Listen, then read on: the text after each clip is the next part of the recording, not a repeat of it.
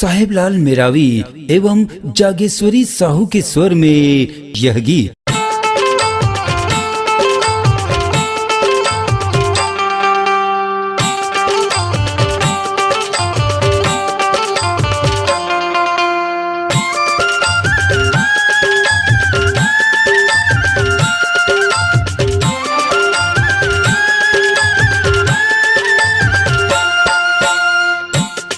मने मोहनी रानी माया बान डारे हो,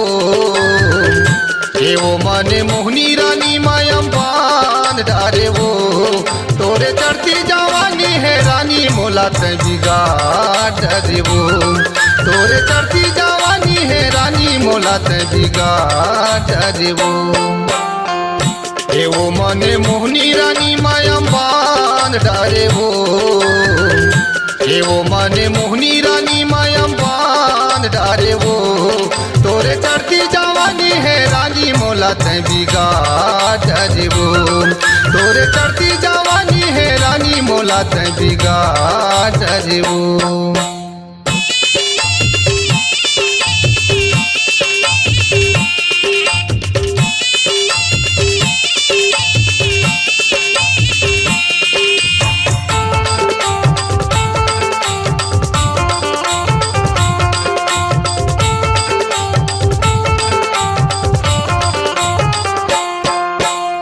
रात दिन तोर सुरता तोर बिना मर जाहूँ वो। माया करके जन भुलावे कबू तोर सही नहीं पाहूँ वो।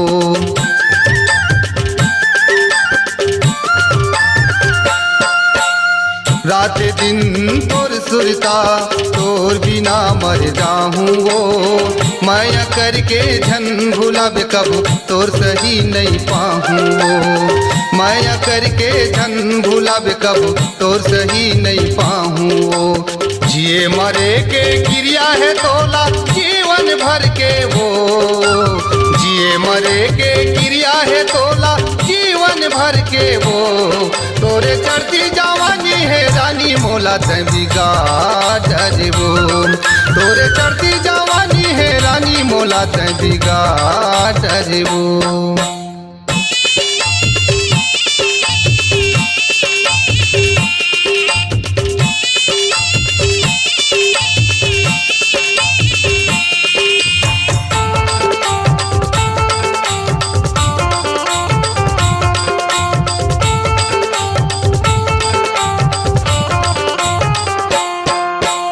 आठों पहर मनमा झूलत रही थे वैहा गई थे मोला गाँव के।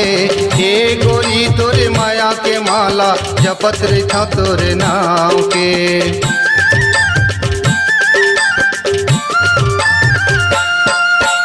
आठों पहर मनमा झूलत रही थे वैहा गई थे मोला गाँव के।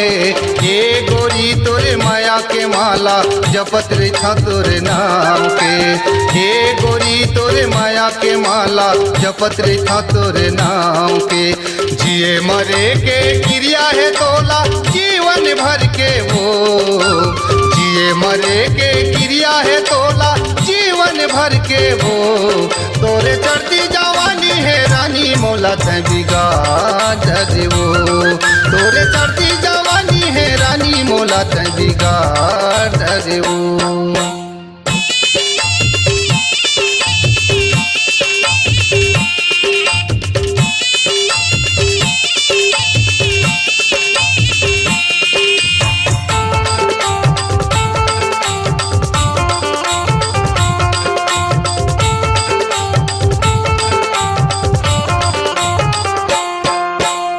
मोर हृदय के मन मंदिर माँ तोला मैं हाँ बसाए।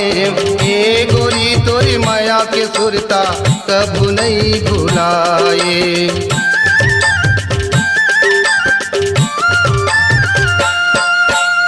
मोर हृदय के मन मंदिर माँ तोला मैं हाँ बसाए। ए गोरी तोरी माया के सुरता कभू नहीं भुलाए। ए गोरी तोरे माया के सुरता कभू नहीं भुलाए। जिए मरे के क्रिया है तोला जीवन भर के वो। जिए मरे के क्रिया है तोला जीवन भर के वो तोरे चढ़ती जवानी है रानी मोला तै बिगाड़ देवो तोरे चढ़ती जवानी है रानी मोला तै बिगाड़ देवो एवो मने मोहनी रानी मायम बांध डारे हो एवो मने मोहनी रानी मायम बांध डारे हो तोरे चढ़ती जवानी है रानी मोला तै बिगाड़ देवो तोरे चढ़ती जवानी है रानी मोला तै बिगाड़ देवो तोरे चढ़ती जवानी है रानी मोला तै बिगाड़ देवो तोरे चढ़ती जवानी है रानी मोला तै बिगाड़ देवो। अपनी आवाज को दीजिए एक नया मुकाम। डिजिटल रिकॉर्डिंग की दुनिया का जाना पहचाना नाम स्वरांजलि, जहां गूंजती हैं ध्वनियां अपनी माटी की सौंधी सुगंध के साथ। छत्तीसगढ़ी संगीत के विविध रंग जो पहुंचाते हैं पूरे प्रदेश में डिजिटल रिकॉर्डिंग के संग। स्वरांजलि स्टूडियो, नेमीचंद गली नंबर 2, गंजपारा, रायपुर।